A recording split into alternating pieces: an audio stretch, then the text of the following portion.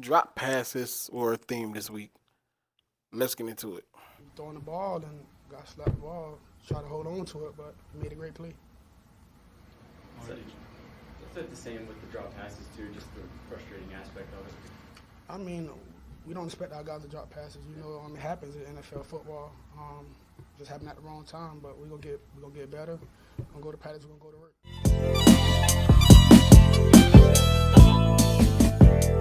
So, yo, my name is Keith. I do Black Quarterback Series, and today I think we all know what the topic of today is. Lamar Jackson needs help. So, we're going to get the BS out of the way first. He was 23 for 38, 238 yards, an interception, and a fumble loss, uh,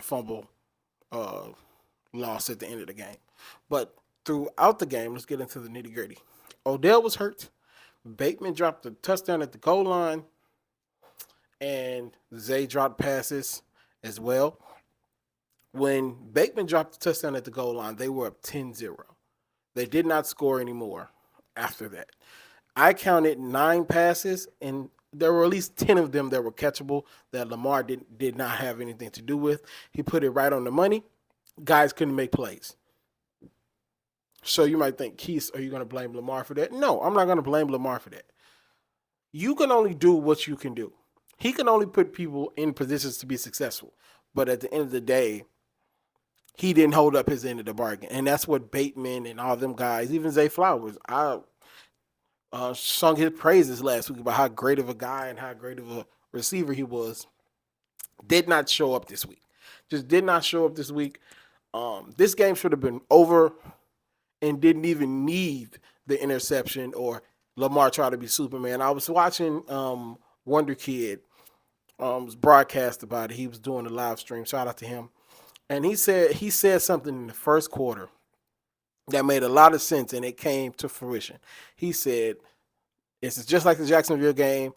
We're going to get down, and then they're going to be like, Lamar, save us. And then if Lamar doesn't save us, it's his fault. And that's exactly what happened yesterday. He made mistakes, but the mistakes shouldn't have been as detrimental as they was because you guys need to catch the ball. I said yesterday that he was out there playing with the '07 Cavs. I don't think they were that bad because the defense played phenomenal and even keeping them in the game. But is that more of a Matt Canada thing or a Ravens defense thing? I think it's a little bit of both. But defense played excellent yesterday. And even Patrick Cream went up to this post game and he was like, I'm sick of this bleep. He didn't say that, but I'm saying that. Essentially, that's what he said. He was sick of dealing with this. And we all know what he's talking about. Inept skill positions. Baltimore needs to go get them a true number one receiver, not these Band-Aids that Baltimore has been using. Lamar can only do so much. With all that being said, he still threw for 23 for 38, 238 yards. He should have had a 400-yard day. He should have had a 400-yard day and 4 touchdowns, and this game should have been over already. Let me calm down. So Lamar played well enough to win. His team his offense didn't hold up their end of the bargain. And that's really all I have to say about that game. Also, I think John Harbaugh should be in the hot seat. We see this way too much of them playing down to their competition. Now, I know it's a game. Everybody is everybody. But at what point are we going to blame the guy that's getting everybody ready? So, I don't know. Let me know what you guys think. I got some of you guys' comments the other day because I posted something similar to this on the community tab. But just let me know what you think about this. Is this a Lamar thing? Is it just a receiver thing? Or is this just a Baltimore Ravens thing? I had a friend tell me that the Ravens are the Minnesota Vikings of the AFC. And unfortunately, I can't even dispute that right now. So let's get into C.J. Stroud and Desmond Ridder. Desmond Ridder finally realized that he has a set of receivers and skill position players that's probably top 5 in the league, top 10 in the league, right? Desmond Ridder was 28 for 37, 329 yards, a touchdown. Now, he didn't do anything to, set the world on fire like that. His numbers say as so, but he really didn't do anything to set the world on fire. He was just really efficient and didn't make any mistakes. This game was kind of boring. Nothing really happened. There was a lot of field goals. CJ didn't even throw his first touchdown until late. He did it when they needed him. He was 20 for 35, 249 yards, touchdown. I'm loving what I'm seeing from CJ. CJ is that guy right now. He's the runaway offensive rookie of the year right now. Unless I'm missing somebody, and if I'm missing somebody, they're probably on his team. Um, he played. He played well. He played well. He's doing what he needs to win. But these are learning experiences for this young Houston team. Um, there's no way you should let the team go up and down the team. There's no way you should let Atlanta go up the field like that on the last drive to get the field goal. I gotta hold D'Amico Ryan to task. Your side of the ball is defense. You gotta get a turnover. You gotta get a stop. You have to do something there. You can't let them. Now you didn't get the field goal, which is great, but you gotta get a stop there and have them not even be in the field goal range. But this is a good learning experience for everybody. I expect for them to bounce back. I expect for them to bounce back next week. And so let's stay on the rookies. Our guy Richardson was 9 for 12, 98 yards. He went out with a grade 3 ACL joint sprain. So I'm going to leave the link in the description to the sports doctor that I look at. So essentially, like I said, it's a shoulder sprain. So it's like this bone right here. He did it a lot better than I'm showing you guys, but it's basically this bone right here that's kind of strained. I was also reading comments. It's similar to what our guy Jalen had last year, and obviously he ended up playing in the Super Bowl and he was fine. So I expect them to take their time and rehab this and take their time with it and kind of scale back the runs because he's a physical runner. That's why I called him Cam Newton Jr. He's a physical runner. So I expect him to be out a month. I really do. You want to take your time with these rookies. I know you want to get the kinks out. You really want to get the kinks out, but you don't want him injured while getting the kinks out. So I wish him a speedy recovery. And so one more rookie, Bryce Young, 25 for 41, 247 yards, 3 touchdowns, 2 interceptions. None of these interceptions matter. They don't matter because most of these interceptions were in garbage time. Now, I'm really not liking what I'm seeing from Bryce. I thought he would play better, but I don't know if it's the offensive line. Is it play call? I'm not really sure. I can't put my finger on it, but I know he was running for his life. Not running for his life, but he had no time to throw the ball, and he's a smarter quarterback. When he has no time to throw the ball, tends to crazy stuff to happen. I think he's flinching too, because one of these passes was just an awful pass. Like if I can find it, I'll show you guys. This pass was absolutely terrible.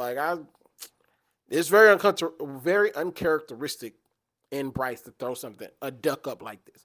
Maybe it was a missed route or something, but it was an absolute duck that he threw up in the air. And then the screen pass interception, it looked like a screen pass from what I saw. I think that's just a rookie mistake. You got to throw that ball in the dirt or fall down. Peyton Manning was elite at if something didn't work, he'll fall down. Both of these interceptions were terrible, and I think these interceptions is what really blew the doors off for the Lions to run away with this game. So, Thielen, 11 receptions, 107 yards, a touchdown. Like I said, didn't really amount to much. They were down 3-4 touchdowns already by mid-second quarter, so it wasn't close. It was never really, really close. Carolina got a lot of questions. The Carolina has a lot of questions because they traded for Bryce. So even though they're terrible this year, they're not gonna have their number one pick. They kind of put themselves in a real, real bad spot, so to speak. Hopefully it turns around for them. Hey, what's going on, guys? So I forgot to watch the Kansas City game. Normally Kansas City has the nightcap, so I've been able to watch that, but I completely forgot. Had a lot of things going on. So didn't get a chance to watch the Kansas City game, but I can talk about something that happened at the end. So Kansas City been getting a lot of preferential treatment by the refs. And you be like, oh, keys to a conspiracy. There's no. Y'all know I'm all for the black quarterback, so I'm calling it how it is. That last play in the Vikings game, the Vikings should have got another opportunity to at least try to score there. 15-yard penalty because of the helmet, the pass interference, and the ball was not tipped at the line of scrimmage. So, but they didn't call any of that. I'm not liking what I'm seeing from the Chiefs as far as this preferential treatment that the Chiefs are getting from the refs. And I'm not really a big fan of it. But I apologize. I didn't watch the game, but those are my opinions on that particular subject as regard to the Chiefs. I'll put his stats up here and anything else that might have happened that was great in that game. But that's all I got for the Chiefs this week. Yeah. Also, check at the end of this video. I'm going to leave the Chicago Bears review at the end of this video as well. Had technical difficulties, couldn't upload it. So it'll be at the end of this video right now. So in our final game of today, not a final game, but our finally breakdown of a game is the Eagles against the Rams. So let me get it out the way. Number 17 for the Rams, I can't remember his name. I'm put his face up. And Cooper Kupp. They have an offense. They have a decent team.